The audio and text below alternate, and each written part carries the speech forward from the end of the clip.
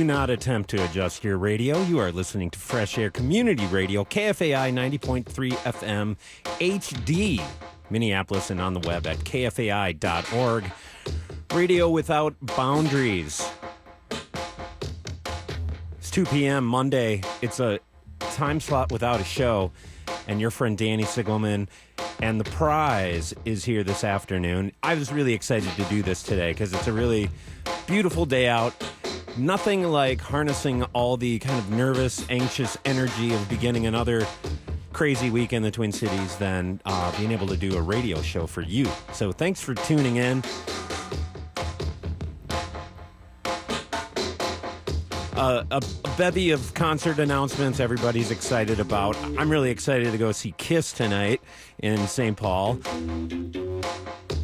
A bit deja vu since I saw them play their last show in town less than a year ago, but I'll take all the kissing I can get. My friend Lane Peterson is going to be coming by this afternoon as well. Lane is an amazing human being, drummer and operator, proprietor of the Twin Cities Drum Collective.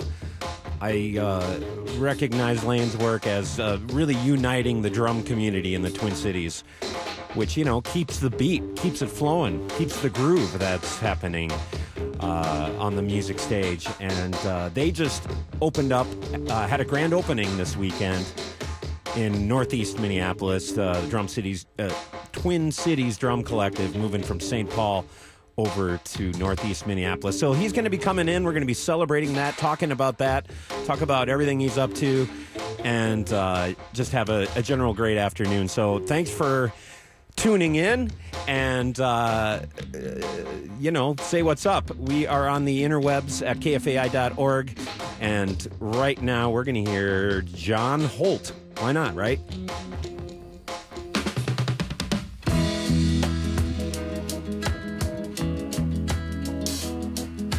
I'd like to run away from you, but if you never found me, I would cry. I'd like to break the chains you put around me, but I know I never will. You stay away and all I do is wonder why the hell I wait for you. But when did common sense prevail for lovers when we knew it never will? Impossible to live with you, but I know I could never live without you. For whatever you do, I never, never, never want to be in love with anyone but you. You never treat me like you should, so what's the good of loving as I do?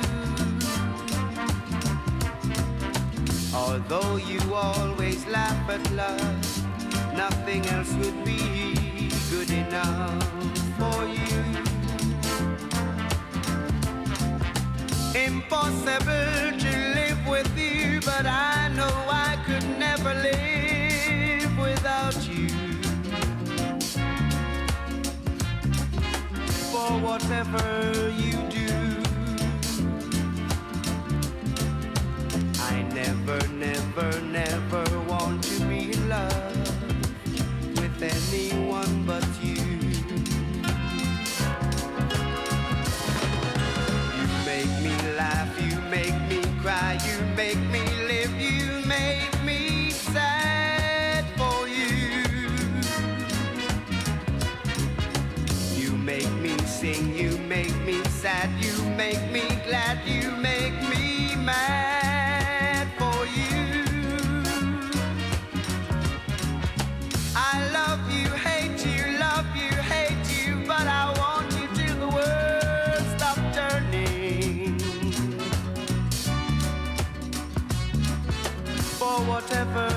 you do. I never, never, never want to be in love with anyone but you.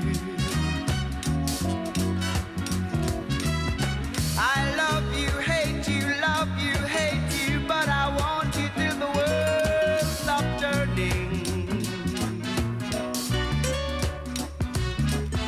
For whatever you do, I never, never, never want to be in love with anyone but you. I love you, hate you, but I want you till the world stops turning. For whatever you do, I never. Just discovering KFAI and like what you hear? Been listening for years and want to get more involved?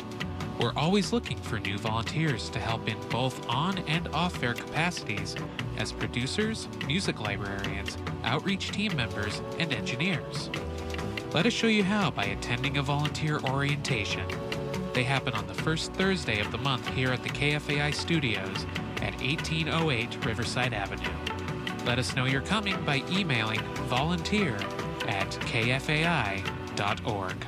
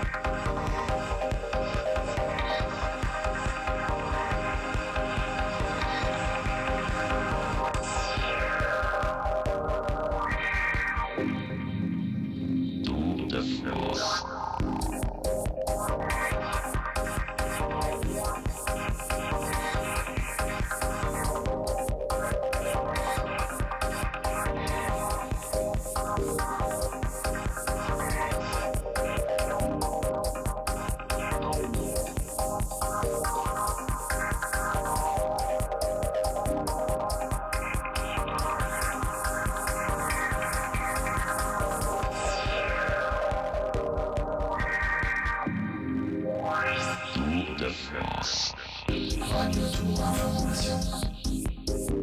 Transmission, télévision.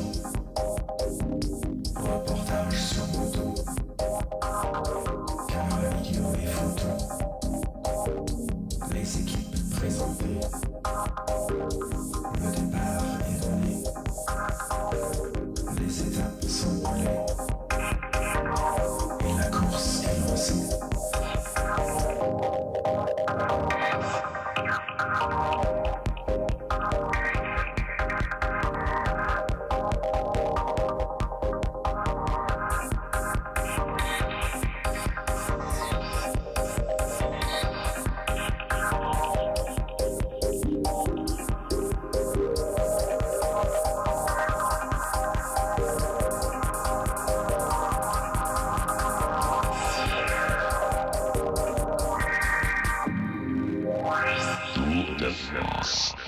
Les coureurs chronométrés pour l'épreuve de vérité. La montagne livrée, les grands cols et défilés. La flamme rouge dépassée, maillot jaune à l'arrivée. Radio Tour Information, transmission télévision.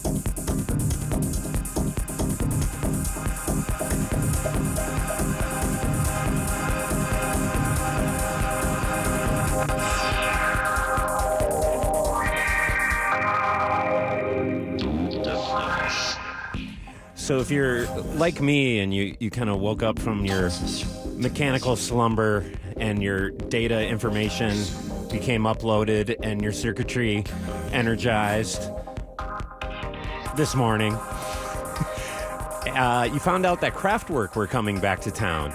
Their spaceship will be landing. This is going to be so cool because I have to brag that amazing concerts happen around the time of my birthday. And July 22nd just announced a tour celebrating 50 years of Kraftwerk.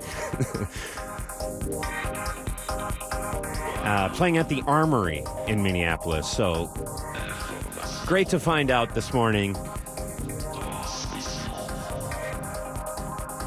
as my visual synapses and database memory came to life. Great news about Kraftwerk. Danny Sigelman here with you. This is the trial run of the prize here on KFAI. I'm going to be joined in a few short minutes here from by our friend Lane Peterson. He of the Twin Cities Drum Collective, big part of the drumming community here in the Twin Cities, and a fantastic drummer himself, most notably with Dillinger Four. So Lane will be coming in, telling us about that, about what they have going on at Twin Cities Drum Collective. They just had their grand opening this weekend, so I'm super pumped to have them in my neighborhood. More great things to be super pumped about. We found out New Order and Pet Shop Boys are coming to town September 20th, also at the Armory, as well as Judas Priest. Somebody in the booking department at the Armory has been working overtime, I have a feeling. Hey, it's practically summer outside today. It's just beautiful. I'm happy to be here with you this afternoon. I'll be here until 4 o'clock. Lane will be joining us shortly. Right now we're getting into disco jazz, 1982. From her record Disco Jazz, it's Rupa.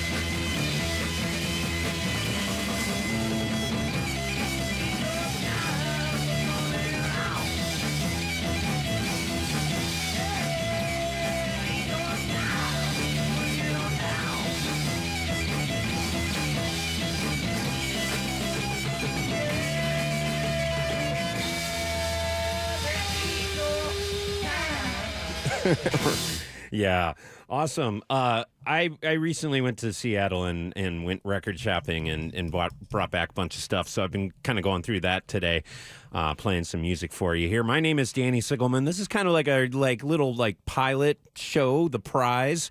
It's a podcast I do, but also a radio show at this moment in time. Perhaps you're hearing this in the future, and this is the past, and it's actually somebody other than myself. Kind of like that one time Picard ran into himself from 6 hours later and found out he'd abandoned. I don't want to, no spoilers, but Next Gen fans know what I'm talking about, I think.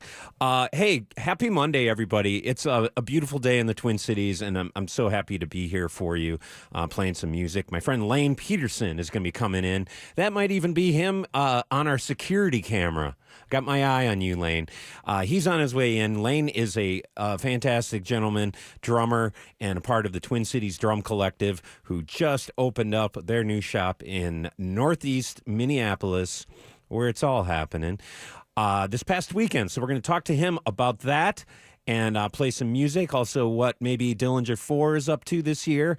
And I want to get to the bottom of the drum karaoke battles that seem to be happening in the Twin Cities. If you're uninitiated on that, you're going to be gotten up to speed when Lane joins us here.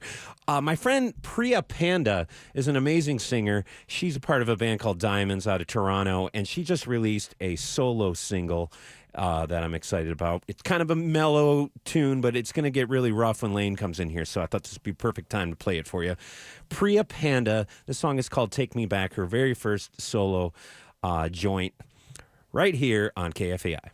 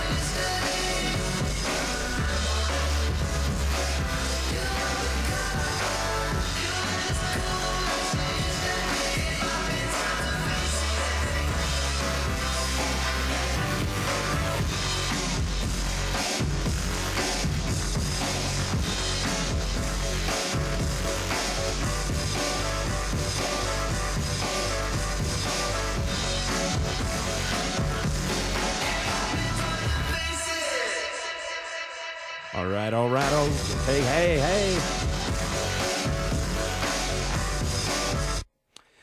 Yeah. not yet, David DLR. All right. Van Halen is here.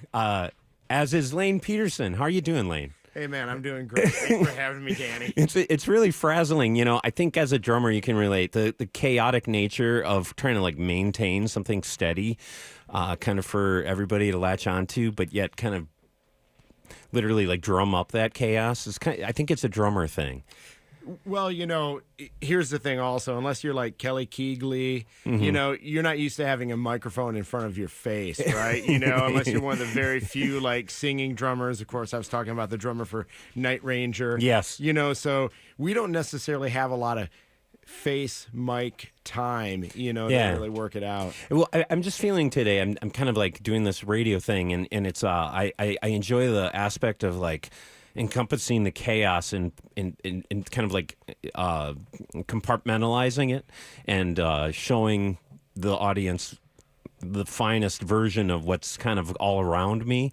And I think that's what a radio DJ ultimately a DJ in general does, but I think especially a drummer does that. I mean, we just talked about, first we should introduce Lane. We're getting really ahead of ourselves here, but we could go on and on. Lane Peterson, drummer extraordinaire, and are you the owner or co-founding part? What's your role with the Twin Cities Drum Collective? Well, actually, co-founding and partner with my friend Kelly Cook, who is really the talent when it comes to building the custom drums. I mean, we're kind of unique among any drum shops anywhere in the country where, especially with our new space, we're set up where we're not only a full-service retail shop, but you can walk in and have the experience like if you went to a microbrewery of looking through the windows and seeing all of our custom builds come together. I like to say we're like kind of like a custom micro buildery, you know, if you will. It sounds a little cheesy. No, I like it loud over the radio here. But, you know, it's that whole experience of being able to like have like the sight, the feel, even the smell. People coming into the new shop and going like, oh man, it's so great how it smells like wood in here. And, you know, it's just different from what anybody else is doing. And yeah, I thought you smelled pretty good when you came in here this morning. Well, you know, during this time of day, you know, things can turn south quickly, but yeah, and you know, a lot of folks know Lane as the drummer of Dillinger Four, and as still a drummer. How long? Dillinger Four is like over 20 years running now. Oh man, you know, we actually just did our 25th anniversary That's right. show in the main room, and you know what? I think we're older than that actually. You know, we're usually a little slow to make things happen. So you know, I know when we were 21 years old, we were actually 22 or 23. We just hadn't gotten around to it yet. You know, so you're kind of advanced. It's like dog years. Is that what is it? Work out as? I can't even do that math in dog years, but we're very old. So you know, you have a very, very all sorts of things that you do. You mentioned you're a mental health specialist. Or is that the proper? Well, I'm a clinical psychologist. And so I own mental health clinics. I specialize in a type of therapy called dialectical behavior therapy. So, you know, we work a lot with people who might otherwise be spending a lot of time in psychiatric inpatient care, people who struggle a lot with urges around suicide, self-injury, substance use behaviors. Wow. And, you know, it's an intensive population, but it's a really rewarding group of people to work with because we teach them life skills so that they're able to, instead of bouncing in and out of the hospital, be home with their families and living their lives and functioning better. So it's really great. So I do that. I've written books in the field, and I do a lot of traveling and doing training of other therapists around the world, really. Wow. So yeah, I do that. I do Dillinger Four. I've got Twin Cities Drum Collective, and I just learned today that my daughter, who is about to be 13, is going to be adopting a couple guinea pigs. So, wow. So there's no, you know, big day at the Petersons. Yeah, I mean, life never stops. Yeah, right? I mean that's a really cool yin and yang between being in the punk band and doing your line of work like that. Would you say? And you kind of mentioned before how that work has kind of inspired the drum collective. When did the Twin Cities Drum Collective start? Well, we've been around for a couple years now. Yeah, really in St. Paul. In St. Paul and South St. Paul, actually, which South St. is Paul. important because people don't even, unless they live there, don't even have a template for where South St. Paul is. I think the only reason I ever went there was to go to the drum store. Well, we appreciate you making the trip. Yeah. You know, people say about New York, if you can make it there, you can make it anywhere. And I say that about South St. Paul. If you can make Yeah. it there in South St. Paul, man, Right you move on. up to Northeast Minneapolis. And, you know, now you're cooking with gas or whatever the phrase is. And was the plan to always move eventually, or just kind of an opportunity popped up? How did that progress into what's happening? What happened this weekend? Which, by the way, congratulations! Thank you very much. I mentioned before Lane came in here. The Twin Cities Drum Collective now open in Northeast Minneapolis in the Thorpe Building. That's right. Yeah. And is that the same building as Tattersall? And It is, Yeah. yeah. You know, we're really lucky to have neighbors who are creating, who are Yeah. artists. So there's Tattersall, Diamond's Coffee Shop is in there. Yeah. Brick Mania, which is like one of the coolest stores around, which actually is owned by Dan, who used to be with Profane Existence way back in the punk rock days. Yeah. And, you know, and that sort of thing. So, and it's just a great area of town and a lot of great energy there. And I should mention, like, it's kind of the birthplace of art of world, too. So, Yeah.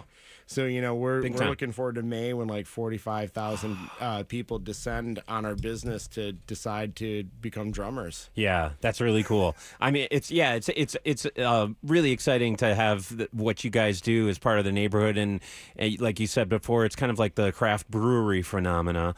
You know, there's also Clash Drums in Northeast, and Yep. you guys are there, and I think a lot of like homemade musician types exist in the area, and this is just kind of another beacon.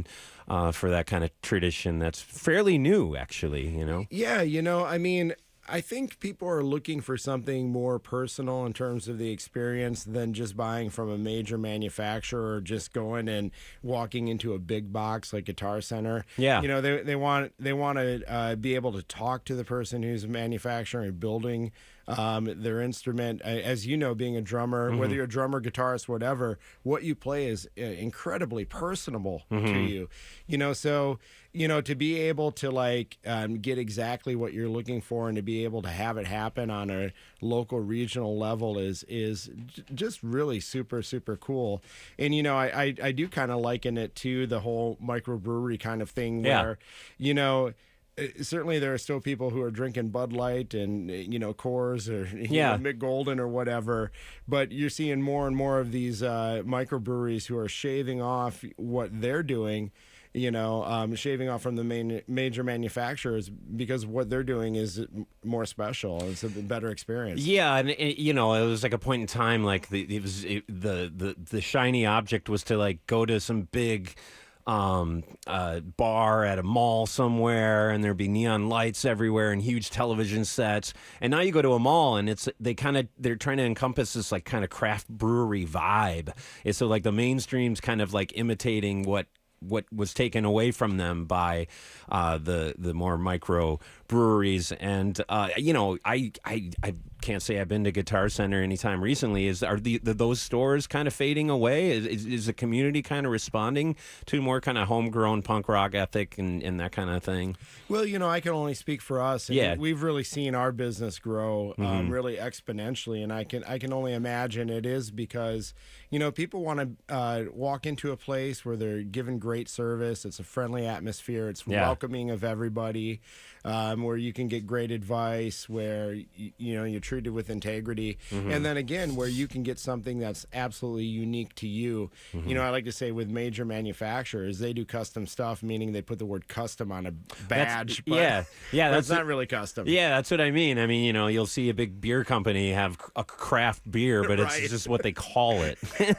Right, you know, it's coming out of the big vat of Duff and Duff Light and Duff Special, right, all going into the same can. Yeah, and you know, I think the community aspect is key. And like you said, the artist community in Northeast Minneapolis, a perfect home for Twin Cities Drum Collective, and so much of what you do. And you're kind of like shipping all over the world, or where you know people are finding out about this stuff via kind of your own, just your shop in general. But you have.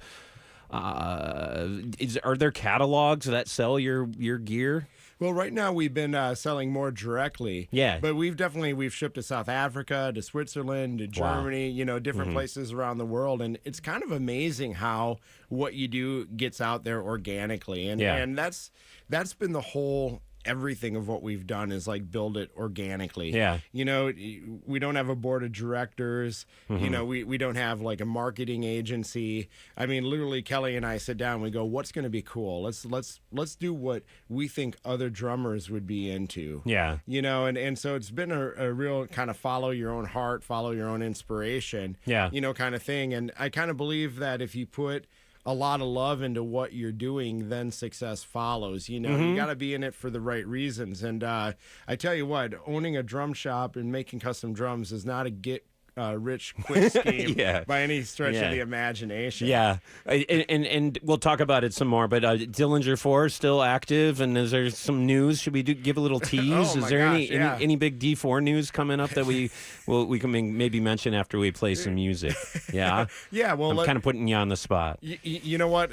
The biggest, smallest news actually is that I've lost 30 pounds. Whoa, that's like the biggest. that's the huge. biggest weight swing in Dillinger Four. Wow. In years and years. I remember one time we got on an elevator in Japan and we just heard like a loud buzzer. It was just the four of us, a loud buzzer, and the elevator didn't move. We were like, what's going on? And he hit the button again and a loud buzzer. And we figured out that the four of us were actually overweight for the elevator. Oh, wow. So, Yeah, well, congratulations. I mean, you're so busy. It's not a surprise you'd not, maybe well, burn Danny, off. I was a little bit hurt that you didn't notice right away. I usually see you sitting down, so, and the drums are in front of you. It's hard to tell. So I'm really pumped because, I'm a big Kiss fan.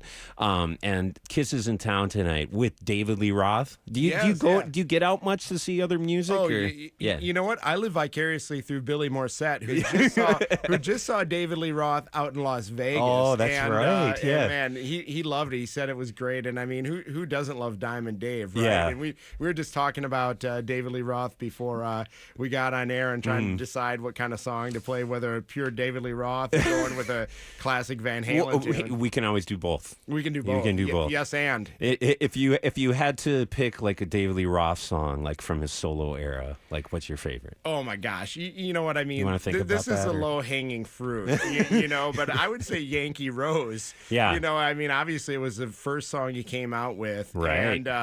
And being a drummer, like I think about Greg Bissonette, who was playing in his band at the time, and he had this like full on like spandex bodysuit that he played in, which I've been thinking about just wearing a spandex bodysuit. You are slimmer now. Dude. Now that I'm slimmer, and looking better, just kind of flaunting it a little bit. Absolutely. Like he did. And of course, being a drummer, Greg's a serious educator and that sort of thing. And when I've seen him, I've always wanted to ask him about the bodysuit. And I think next time I see him, I might do that. We'll invite him to the shop. Invite him to the shop, and what we should do is see if he still has that bodysuit that we can kind of like put in a special frame to hang up on the wall, because we're kind of into cool memorabilia too. Yeah. You could kind of have a museum aspect to the shop that might evolve each time somebody comes to town or something. Absolutely. Yeah. All right. Well, let's get to some rockin'. I know if Billy's out there, this goes out to him,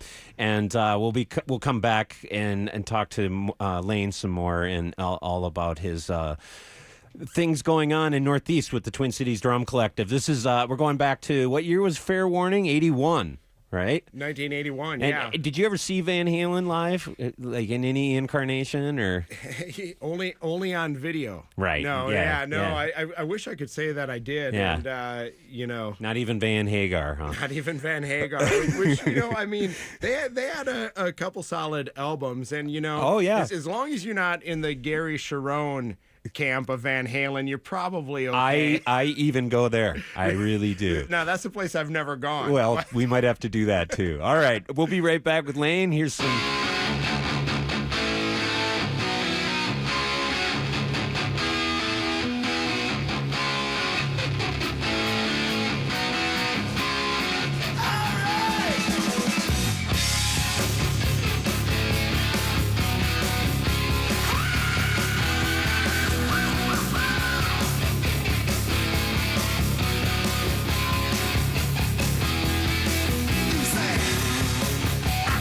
Get there from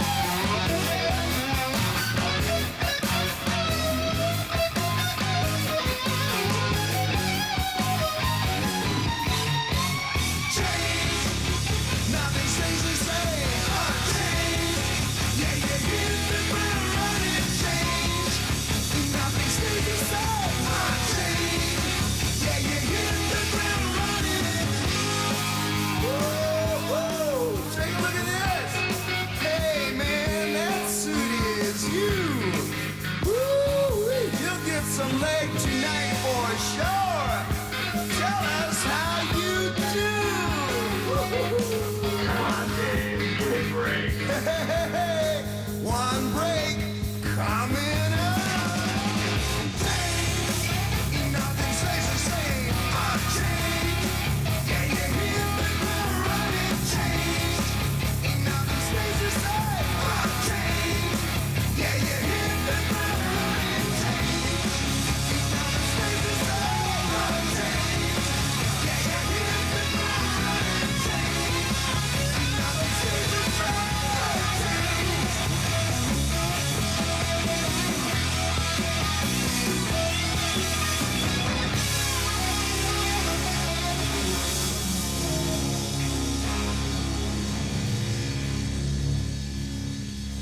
CARE Minnesota, our state's leading civil rights organization for Muslims, presents its 4th annual Challenging Islamophobia Conference on Tuesday, March 17th at Augsburg University's Halverson Chapel. This day-long conference features national and local experts and breakout sessions designed to inform, inspire, and empower the audience to effectively challenge Islamophobia in their personal lives and work settings. Tickets are available at caremn.com or call us at 612-206-3360 for more information or sponsorship opportunities. Alors, pour la santé de notre communauté, remplissez le recensement de 2020. Un décompte précis de notre communauté a une incidence sur le financement public de nos écoles, de nos routes et bien sûr de nos centres de santé. Les informations que vous fournissez resteront confidentielles. Façonnez votre avenir. Commencez ici à 2020census.gov, payé par le Bureau de recensement des États-Unis. I think we can all agree that good health is precious. So for the health of our community, complete the 2020 census. A precise count of our community has an impact on public funding of our schools, our roads, and of course our health centers. The information you provide will remain confidential. Shape your future. Start here at 2020census.gov. Paid for by the United States Census Bureau.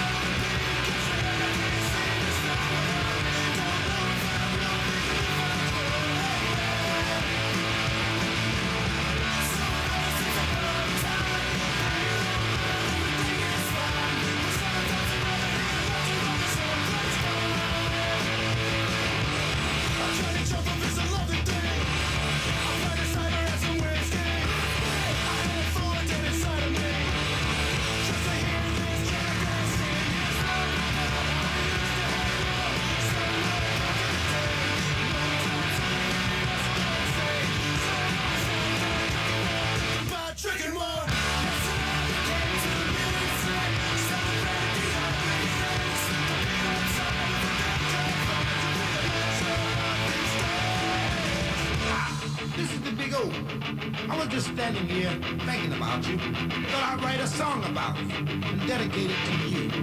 Take a listen.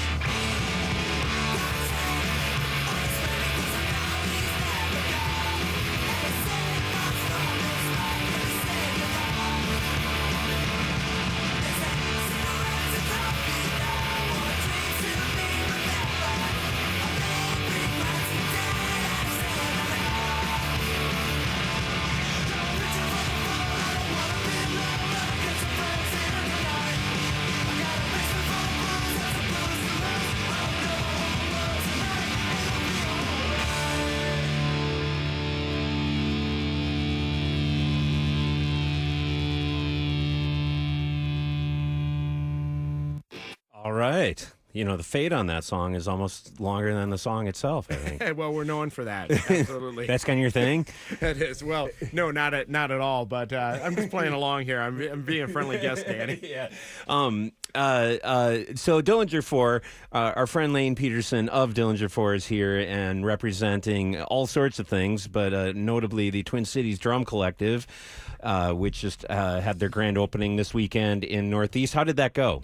Oh, man, it was fantastic. I mean, we saw about half of our longtime friends who have been frequenting our shop for some time, and about half of new people who are, been ready and waiting to kind of check us out. They were a little bit afraid to make it over to South St. Paul because, there's a psychological thing about crossing a river, and I think that it might be like biologically predetermined that people are afraid of crossing natural boundaries, Yeah, what is that? Should we talk about that? I mean, there's somewhat of a friendly rivalry between, Minneapolis and St. Paul, especially with bands. I think that was kind of a thing for a while. Yeah. For a minute, maybe. But I think the for me, it was just so far. I just didn't find myself in that part of town necessarily. But obviously, you had your sights on Northeast, and at what point did you kind of decide that was going to happen? Well, we'd been over there in South St. Paul, and I opened up over there thinking we were going to be a destination place, which we are, and definitely we had our passionate following over there. But, at some point we outgrew that building there and it was time to go somewhere else. And, truth be told, it wasn't like we had our bullseye on Northeast, like this is where we're going to be. Right. But trying to find a place for a custom drum manufacturer and drum shop it's a tall order. There's a lot of drum shop discrimination out there, Danny. Is there? Yeah, you contact a person, you go, hey, your place looks really great. I'd love to move in, and I've got a briefcase full of cash. I'm ready to go here. And they go, oh, what kind of business are you in? Well, we're a drum shop, and we build drums. Oh, click. Wow. Yeah, the noise. Yeah, and how does that work with your neighbors? How, having not been in the space yet, how are you isolated?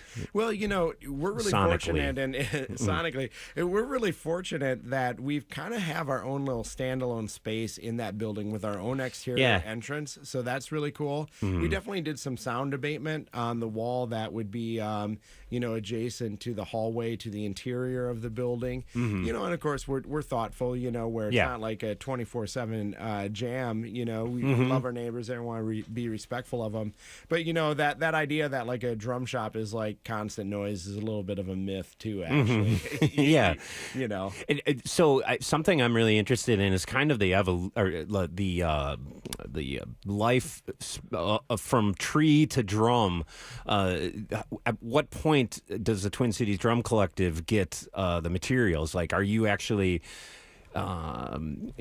getting raw wood and carving out shells? Like, I don't know enough about the process, but maybe talk a little bit about that and how is a drum made at Twin Cities Drum Collective? Well, Danny, it all started when I was a boy and I learned how to whittle. Pocket knife. You've been whittling your whole D4 for 25 years, but whittling was like 20 years before that. Absolutely. So everything we make is whittled from.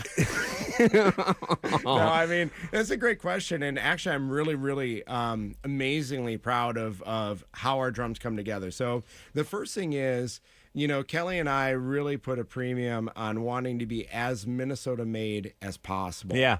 So, where we start is by getting raw shells from Nordic Shells, which also happens to be here in the Twin Cities. And they supply shells to, major manufacturers and all kinds of custom builders. And it's just amazing that they're in our backyard. Yeah. But where we have a really special relationship is we can walk into their factory. And a lot of times, for example, we'll get specialty veneers that Kelly will source, that are totally non-standard, non-stock somewhere, completely unique, and we can go and say, hey, we want this veneer laid up on a 6-ply maple shell or whatever we want the base of the shell to be. So we've got our shell manufacturer right here in town. And then, of course, in our shop, we're going to cut to size. We're going to do the bearing edges. We're going to do all the drilling layout, all of that sort of thing, and all of the finishing on the shell, all the craftsmanship. The other thing is we have our own proprietary lugs that are machined out of 66-1 aluminum. Yeah. And we get those machined here in Minnesota too. Wow. I can't tell you, probably the majority of drum manufacturers, big and small, get their stuff done in Taiwan. You know, because obviously, not you know, surprisingly. the prices are tend to be cheaper. Yeah. Almost everything over there. And I got to give props to my partner Kelly. You know, he probably put out 25 bids to find the right manufacturer, and we found a great one right here in Minnesota where we're able to get our lugs machined at prices that are actually better than what we would get if we went to Taiwan. And that just means that our customers are getting their set with a, you know, better price, you know? Yeah, the community kind of benefits from having everything. It's like every industry in terms of an economy in any area, especially local, is the more it sort of generates itself in town, everybody kind of benefits. Absolutely. Yeah. You know, I kind of look at it this way, and actually Kelly's put it this way, you know, it's kind of like he's a master chef, and we're sourcing, you know, the best ingredients for the drums, Yeah. you know, for our customers, you know, as regionally as possible. Yeah. So, you know, I mean, we don't cut corners on anything. We're able to have the best of everything, and to be able to keep it as local as possible. I mean, that's about our commitment to do it because, you know, rather than sending out X number different quotes and inquiries to just try to find the right fit, we certainly could have gone to the two, you know, manufacturers over in Taiwan who would just make the parts and ship them over to us. So, yeah, it's amazing. It's really cool. You know, everything's sourced locally for the drums, organically sourced, vegan. you know, I believe our drums are 100% vegan. Yeah. You know, plant-based. Yeah. Well, I know there's another manufacturer out there that, for example, has leather washers, and you know that's just simply not a vegan. Yeah, you're right. Yeah. You know, instrument. So this is legit. This is totally legit. So Totally what? vegan. So what? Twin Cities Drum Collective is puts together the parts and makes these drums custom made. Are people requesting specific things, or do you have specific designs that are like a specific make and model for each kick that you make? How do you kind of roll out your what? How does a business like yours kind of decide what to make? Well, you know, actually, the answer to your question is both. Yeah. And I think where we started out kind of different to begin with is, you know, Kelly's been building drums for, you know, at least 15 years. And he had always had his vision for what he wanted a custom drum line to be. Yeah. And then, of course, I had my vision for what I wanted a custom drum line to be. And I guess in a normal world, two people with two different visions would go, okay, let's come up with a compromise where we're equally unhappy and do one thing, right? But from the very beginning, we were like, you know what? Different drummers like different sounds, different aesthetics, buy differently. So why don't we do your line and we'll do my line, and then we came up with a third line. So his line is TC drums. My line is 651. Oh, okay. They're both our lines, right? Yeah, but yeah. I say the one was his inspiration, the second was my inspiration, and then we came up with a modern vintage line, which is, you know, all about vintage tone, vintage construction, you know, to modern standards, Yeah. you know, which is a whole another aesthetic and sound. And so we've got our three brands of drums that we do, and each of them have their own formula for, you know, what's going to go into the composition of the shell. TC drums are all maple, 651 are 100% ash, modern vintage are mahogany, poplar mahogany with re-rings in them, and they all have their own particular bearing edges that are cut, which, you know, influences the sound that each line is going to have. So we have a formula, and then at the same time, like literally, you know, you can come in and say, hey, I want my drums to have this finish, or you know what, I really would like you to do something a little bit different with the shell composition or the edge, and of course we can accommodate that. It's easy to do. Yeah. My favorite story with that is Dave King of the Bad Plus, of course, and he's a 651 endorser. I noticed. And so he came in and he had this dish, like a dish that you put candy in. Yeah, like a ceramic, you know, Right. saucer kind of. Yeah. I mean, I don't The think dish. I wouldn't put like, you know, cereal in it. But Maybe your change. Maybe your change. It's kind of that dish, Yeah, right? Just throw your keys. keys in it, right? Exactly. That's exactly the kind of dish. Yeah. And he goes, I want my drums to look like this. And we were like, yeah, we can do that. Yeah. And How would you make a drum look like a coffee a saucer? Like, well, now I should be clear that the drum itself doesn't look like a giant dish that you put a Yeah. lot of keys in. The But what drum it still was- looks like a drum, but the finish. the finish. The you want. finish, I the got finish, you. yeah, Okay, you I was know. I was thinking the shape of it. Yeah, I'm you like, know, what? now we're back to whittling. Yeah. No, he loved the finish on it, which is I don't even have the right term to Is it like describe porcelain or like yeah, porcelain-esque? it's kind of a maroonish, goldish, Yeah. Sparkled, very vintage 70s looking finish on it. Yeah. And so, we have one of the best finishers around, and we just bring it to him, and he solves that problem for us, Yeah. right?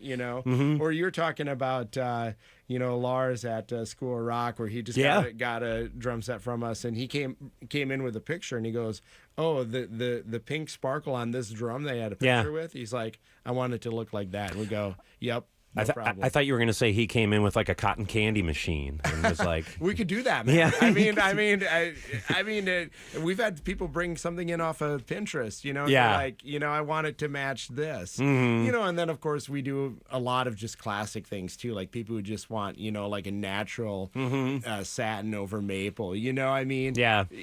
those sorts of things that are just timeless. Yeah, and this is like a lot of drum gear geekery here, but I think people should hopefully relate to this on a lot of levels, because I think the local aspect of a local company doing something new and unique and different, and I would say probably stemming from your career as a musician, but also kind of under the DIY ethic, maybe a big part of your motivation, but also putting into context the history of the Twin Cities Drum Collective. Did this kind of stem from the Ellis drum shop that was in St. Paul, or is there any relation there? Well, any lineage? Well, yes and no. Okay, I guess because you used to work there, right? Well, actually, I worked at Ellis Drum Shop when it was originally on University Avenue. I mean, I'm talking like, 1992, 1993, something like that. 1918? Yeah, I mean, way back when we wore an onion on our belt, because that was the style. Yeah. No, but that got you interested in being a drummer. You weren't just a drummer at that point. You kind of got maybe more into the gear and kind of I the did. makes and models and that kind of thing.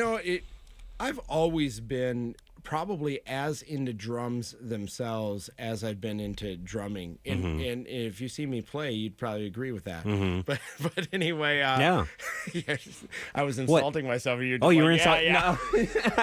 No. Sorry, I was I was following, but not in the sarcastic man. You have a very dry, sarcastic. It's good. I do have. Does very that dry get you in trouble sometimes? Oh yes, yeah. When you're being really smart and you're actually getting away with it, do you lean into it, or do you tend to? Well, not so much anymore, because there is a fine line between someone who might find you to be amusing and someone who might just think you're a jerk. Yeah, I know. I'm learning that. But anyway, that's a very social psychology.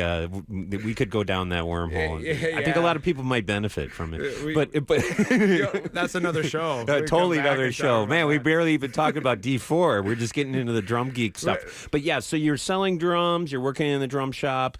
And eventually that, was it Tim? Was he the owner? Tim Ellis? Well, he owned Ellis Drum Shop, Yep. In St. Paul all of those years. And it was a really great drum shop. Awesome. A lot of us have really fond memories of that place. And, just kind of the brief history is... that drum shop had been gone for a number of years, actually, and I'd known Tim over the years, not super close to him, but we were definitely acquaintances, Facebook friends. And, well, I'm not really on Facebook, so I can't say that.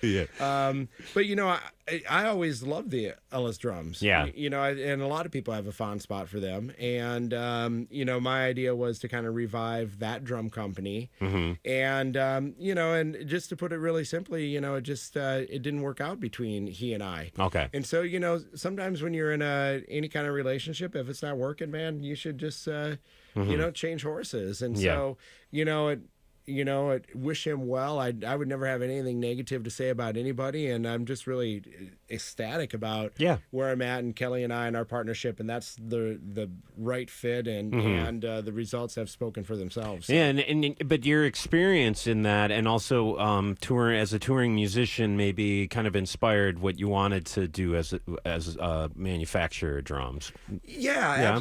Absolutely. There are certain aesthetics about drums that I like. There are certain things following drum companies over the years that I think these ideas in construction and manufacturing make a lot of sense. These other ideas are like marketing ploys or gimmicks, and Kelly, obviously, being the craftsman, is much the same way. Yeah. And we really wanted to make no-nonsense drums that, of course, we can make as dazzling and amazing looking as a person wants them to be, or as timeless as a person wants them to be, but with an emphasis on this idea that these drums are made for people who are players. And when you're a player, your main consideration is, I want drums that sound amazing, that are easy to tune, that are lightweight. And the cool thing is, because we're not bound by history, we were able to design elements that I think make our drums better than what other people are doing out there. And in particular, I'm talking about the lugs. Anyone who's skilled at building drums can cut a great bearing edge, although you might be surprised some places, they rush their stuff through and they don't do it as well. Everything we do, we're looking who we're selling our drums to face. We want it to be the best possible everything.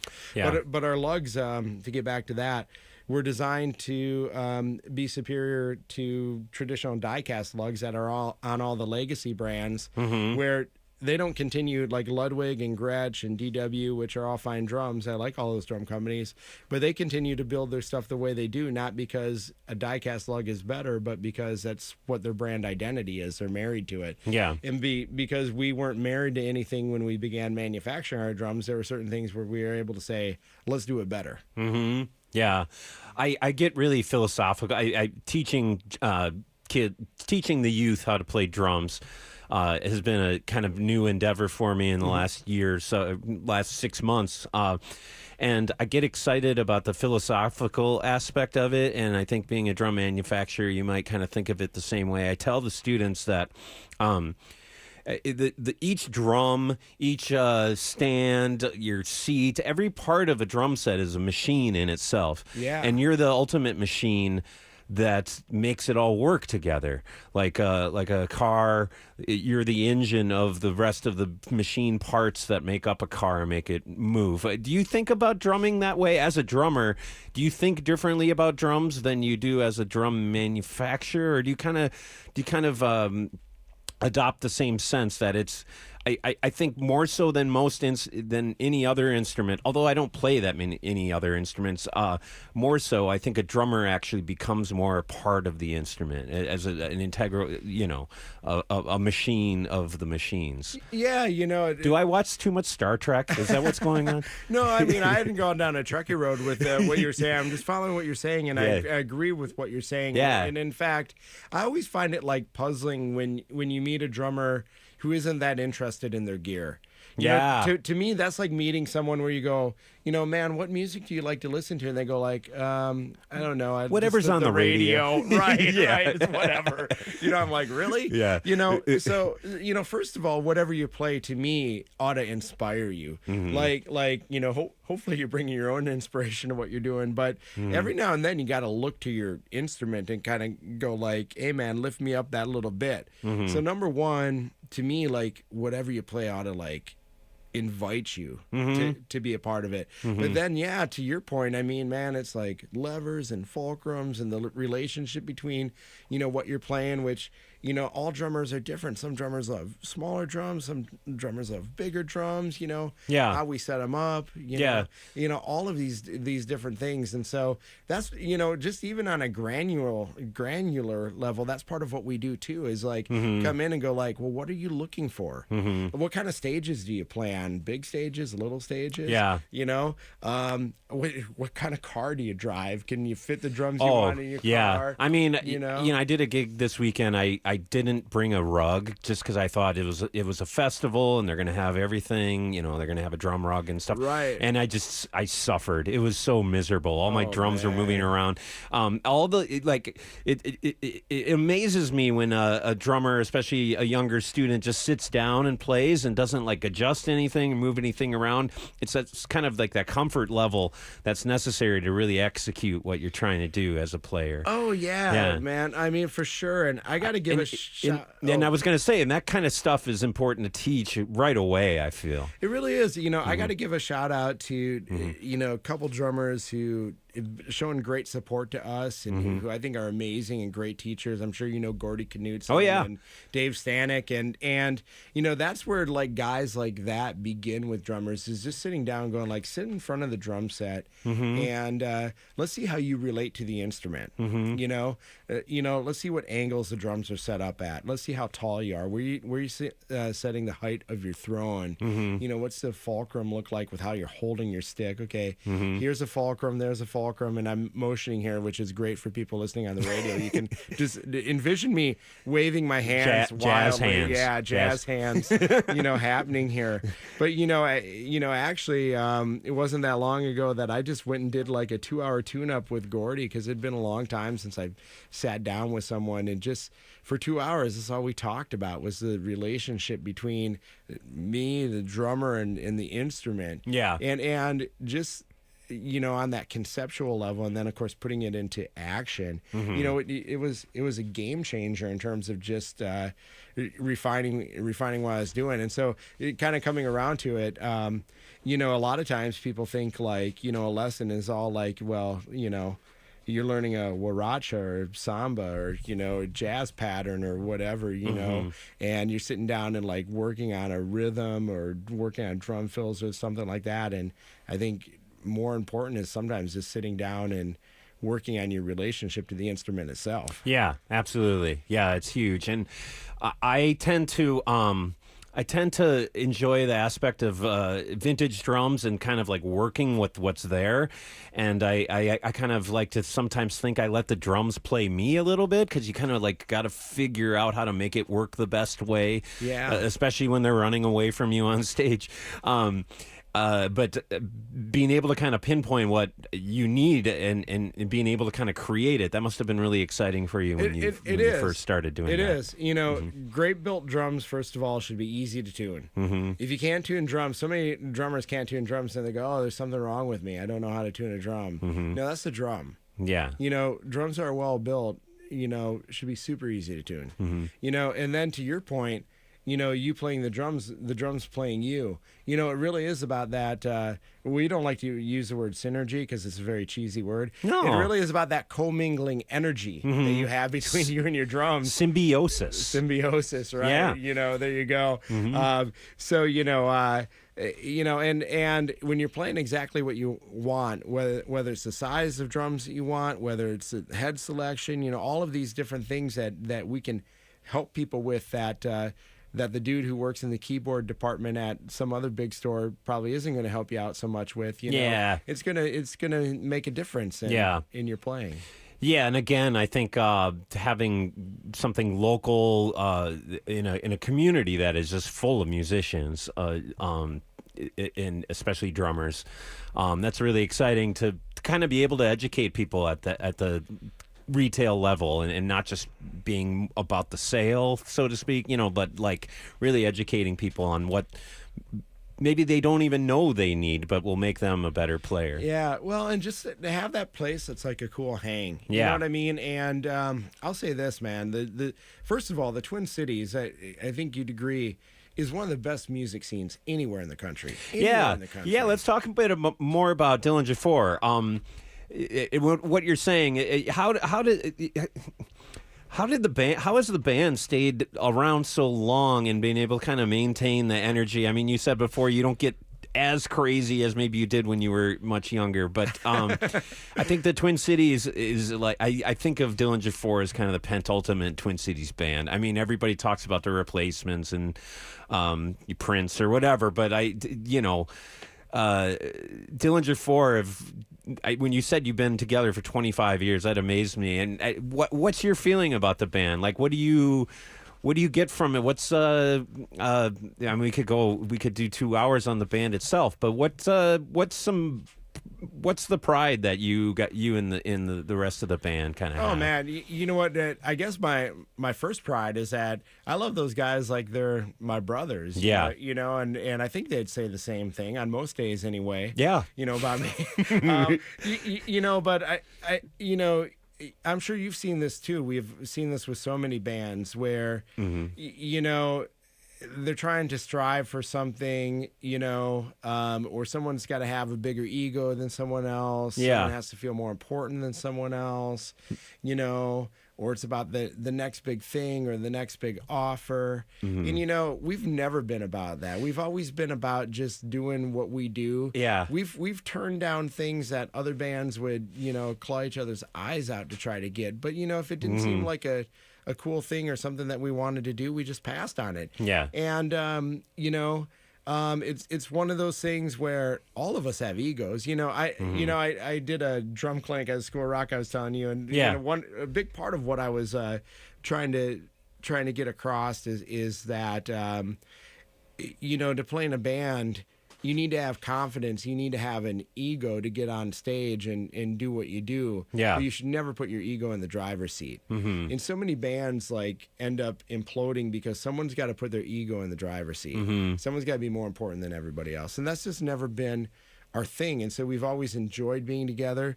You know, if someone's been a fan of D4, they know that, like, there have been shows that have been better than other shows, to put it diplomatically.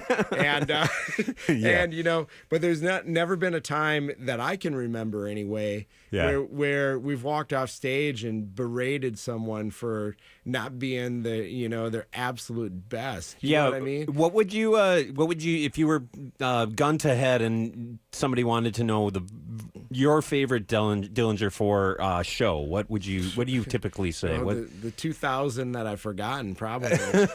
You know, it's actually, always the next one. You know, I mean, in all seriousness, you know, Patty and Billy and Eric, they have a great memory for shows. You know, how and right, exactly, and you know, and I don't. You know, I mean, we've had so many. We're so blessed because we've had so many awesome shows and so many fun shows, and you know, how many do you average in a year? Not that many anymore. That's probably why we love it so much, right? At its height, though. At its height. Well, I mean, when we were probably busiest, I mean, we go out and we tour a couple months out of the year. Yeah. And play a good amount of local shows. And in recent years, you know, we probably play about, I don't know, 6-10 shows a year. We do a lot of flying and playing a festival, or flying and playing a show here or there. Yeah. And, you know, so we're really picky and choosy about what we like to do, and that's perfect for us. Yeah. You do the veteran circuit. It's a little bit of the veteran circuit, I guess.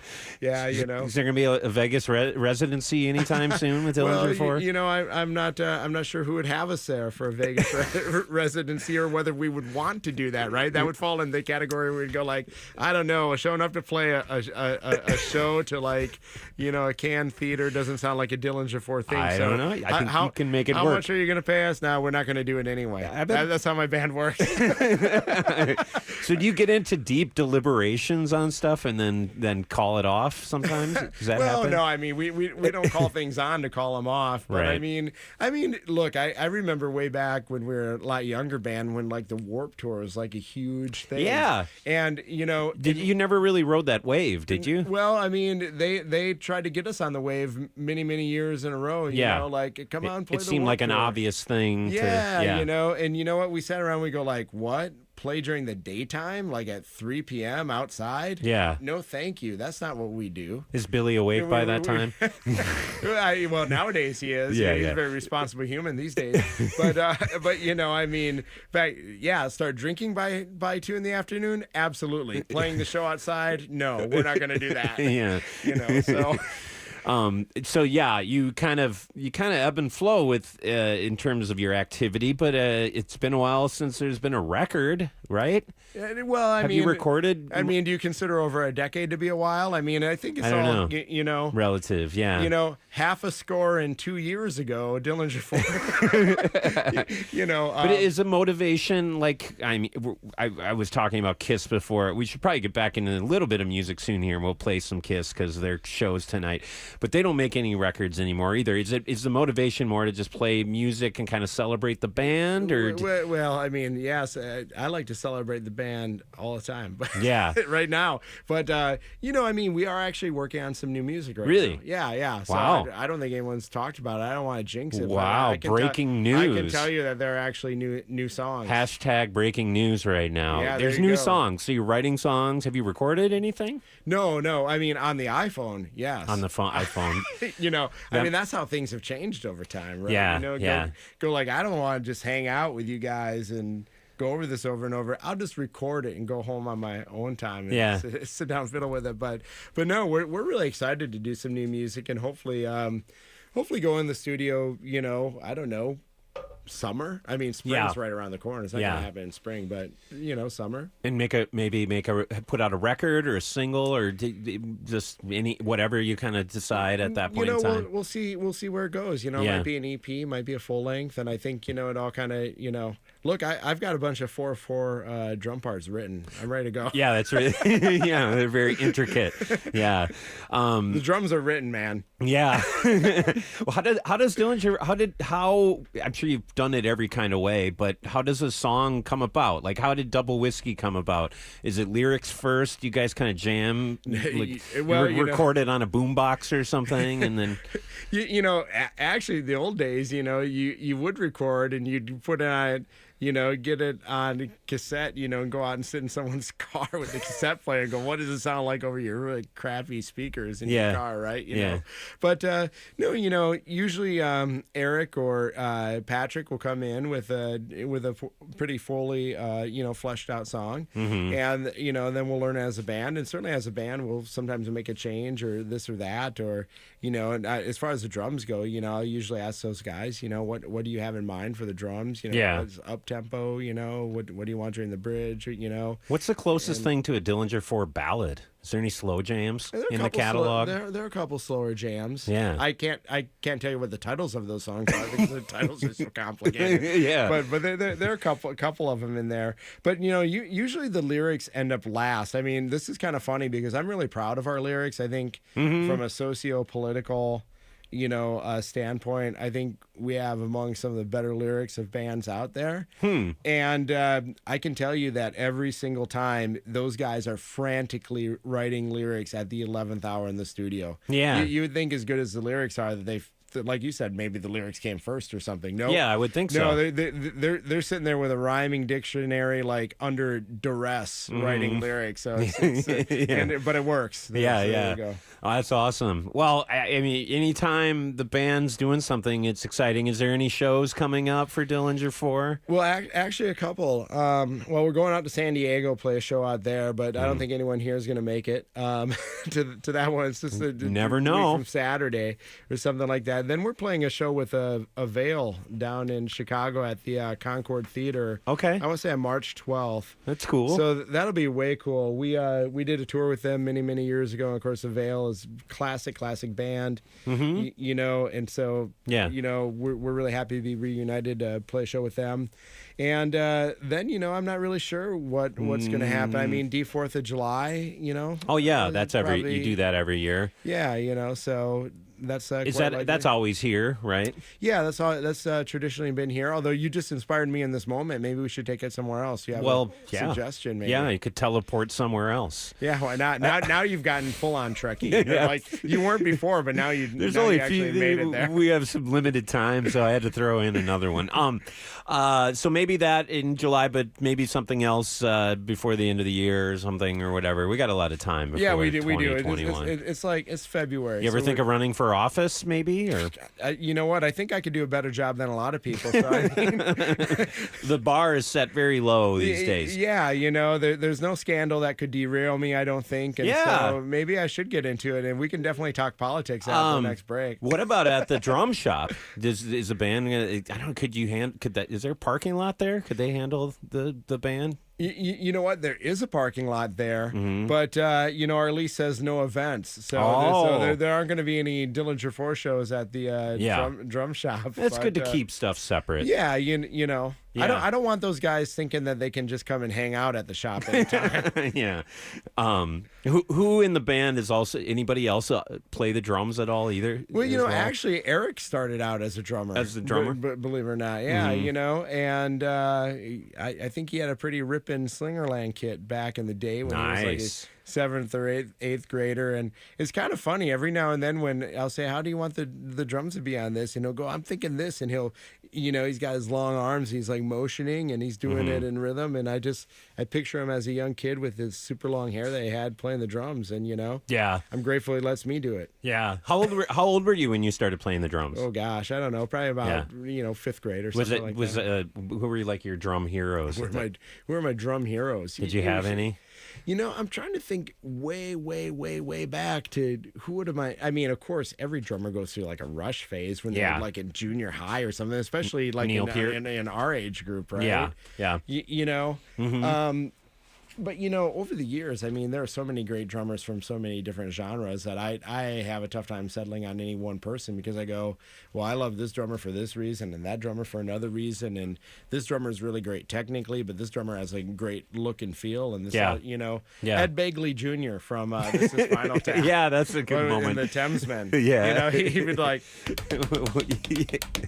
I mean, you had to see that. It was really good if you were here to see it. Oh, they know the scene. Most people know that. Yeah, Is that give me some money? Give me some money. Yeah. There you go. I mean, we'll have to pull that out. All right. Oh yeah, we got to play that one. Let's play a couple more records, and then we're going to sign off soon. But we're talking to Lane Peterson from Twin Cities Drum Collective.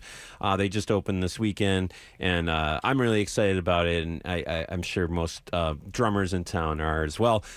So, Kiss fan? Were you ever Kiss fan? Oh man, I Peter remember Criss. Peter Criss. I told a Peter Criss story the other day, because it's Eric Singer who's on the road with him now. Am I right about that? Yeah. So I saw Kiss a number of years ago where Peter Criss was playing with him, and I got to say, man, that guy was a real tapper. And when you're in a stadium, you like to see someone's arms move. Now, I'm not all anti Peter Criss. I think he's amazing, and Beth is my favorite. That's your slow jam. Yeah, but he's on the piano. It's percussion. Yeah, those last tours with Peter were rough. Yeah, I don't think it's chop. They're a different machine now, but it's a lot of fun. It's a fun show. I'm excited for tonight. So it's gonna be awesome. You're going? No. But yeah. I'm gonna go home and have a Caesar salad for dinner. Yeah, that's a good plan. All right, we'll come back. We'll talk to Lane a little bit before we sign off here. It's Kiss, Dressed to Kill. It's my favorite Kiss record.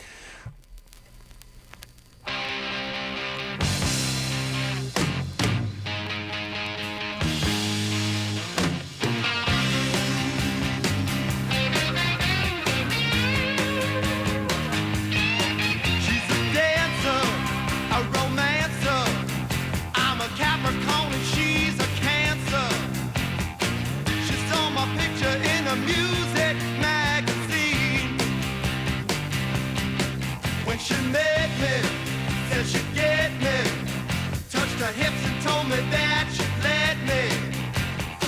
I took her hand, baby, this is what I said. I said, baby, don't you hesitate, 'cause I just can't wait.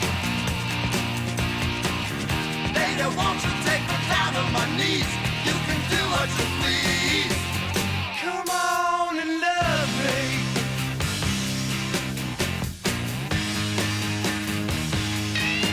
I'm a man, I'm no baby, and you're looking every inch a lady. You're good looking and you're looking like you should be good. You were distant, now you're nearer. I can feel your face inside the mirror. The lights are out and I can feel you, baby.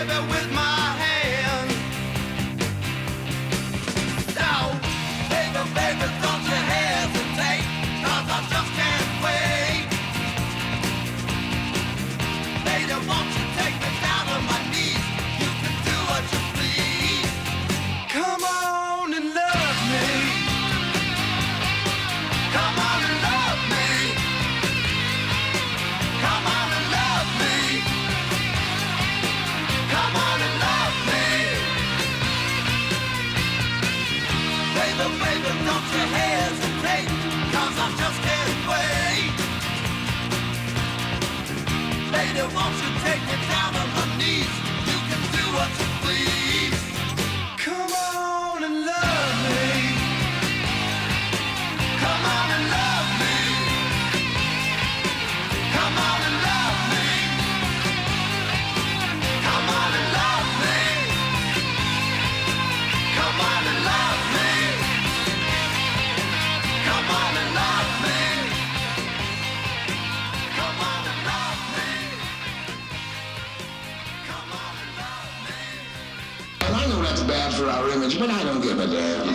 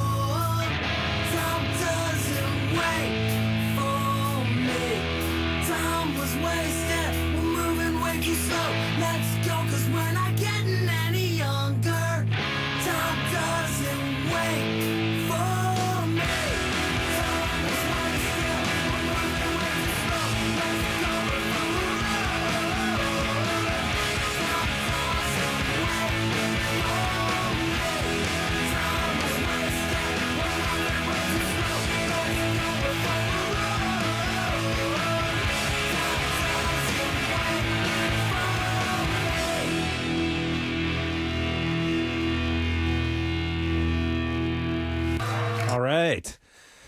Dillinger Four and Gainesville. We've been hanging out with Lane Peterson from Dillinger Four and Twin Cities Drum Collective all afternoon, and encapsulating the chaos of the world for you radio listeners today.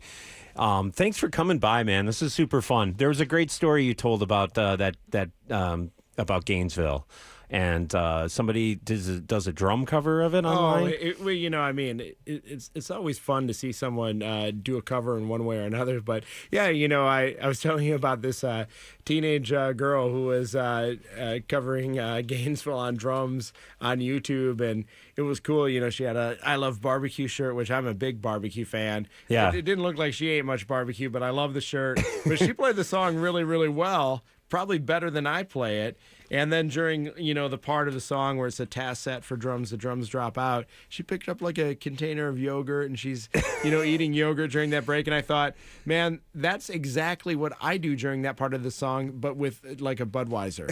and so I wrote a comment. I go like, man, that was really awesome what you did. Yeah. During that part though, to really make it authentic, right? Yeah, real authenticity. Well, that must be really fun to kind of see how your music kind of gets recreated.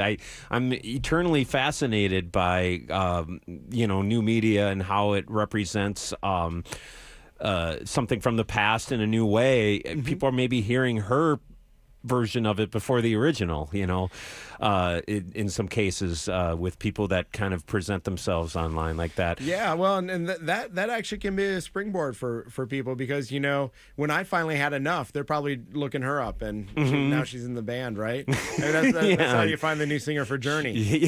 Exactly. Yeah, Oh, that's a great example. Man, I could go on. I met that guy. We talked tattoos. Yeah, awesome. Yeah, he was really nice. What else? Thanks for coming by, man. This is really fun, and I'm so excited about the Twin Cities Drum Collective, again in Northeast, and they can find, give us your social medias, the Twin Cities Drum Collective on Facebook. Yeah, you can find us, the Twin Cities Drum Collective on Facebook, also Twin Cities Drum Collective on Instagram, and man, it's just a great place to come and hang. You're probably more likely to see Kelly there than me. But, we're full service. So you need drum repairs. Our drum hospital's going to hook you up, You want to trade in to trade up, we're your superpower for that. So, and of course, anything custom. So anything from run-of-the-mill retail sticks heads to custom drums, we're there for you, and we're going to give you the best service of anybody. So. And you're going to be taking part in Art of World, do anything, open up your doors, or just going to have fun stuff going on? I don't know whether we have like a real gelled plan yet, but we're definitely going to be around during Art of Whirl, and we're super excited to be just part of that energy down there. Again, that's one of the things where we felt fortunate about where we landed because it is, Northeast is the place for musicians, artists, people who make, people who do, and, that's our vibe. So, Well, it's great to have you in the neighborhood, and I'm excited about the future of the Twin Cities Drum Collective and Dillinger Four, of course.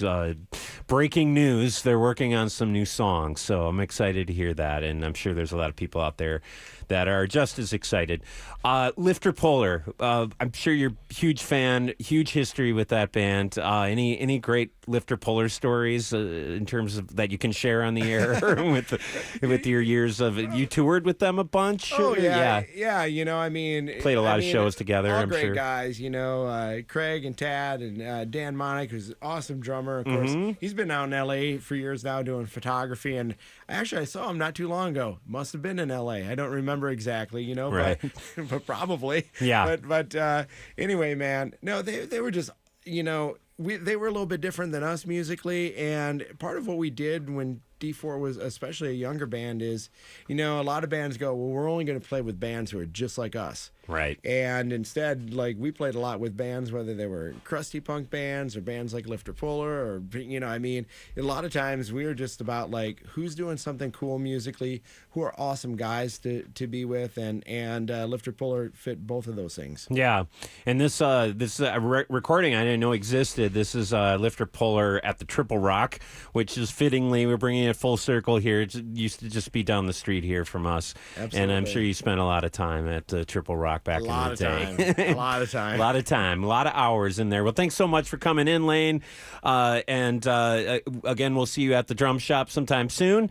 And we are going to hand over the reins to Bop Street in a moment here, celebrating Mardi Gras. Is it Fat Tuesday tomorrow? Is that the deal? Yeah. And so a lot to celebrate amongst all the kind of craziness and ugliness of the world, and I hope we brought some positivity to your Monday and all the excitement and cool things going on in the Twin Cities musically.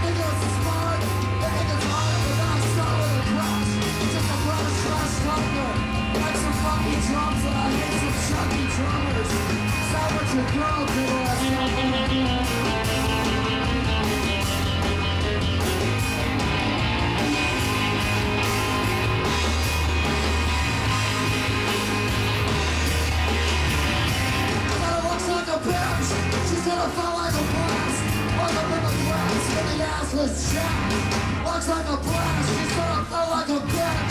Welcome with your friend with the Indian princess. Bring on the best parts, bring on the many parts. Bring on the best parts, bring on the many parts. She was burned on the place in a private jet. She stumbled down. That's what she said it's great getting high. I want everybody's behind my girl to close your fucking eyes. She said it's great getting high. I want everybody who's behind my girl to close your eyes. Think about what you got, compare it to what I've got. Ask yourself, what do you think my girl wants?